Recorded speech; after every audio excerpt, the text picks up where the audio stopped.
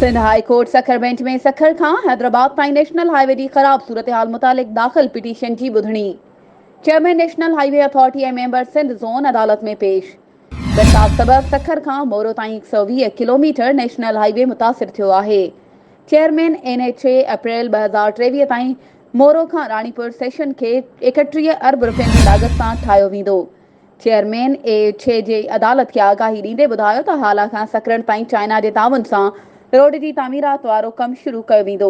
अदालत chairman NHA खे 2 महीननि अंदरि अॻु भराई रिपोर्ट अदालत में पेश करण जो हुकुम ॾेई छॾियो। चेयरमैन NHA अदालत खे इस्तदा कई त सिंध हुकूमत खां मोटरवे जी ज़मीन जो कब्ज़ो ॾियारियो वञे। नेशनल हाईवे अथॉरिटी मोटरवे जी ज़मीन लाइ रक़म मुकमल अदा करे छॾी आहे। रक़म में करप्शन डिप्टी कमिश्नर्स ऐं ॿियनि अमलदारनि कई आहे।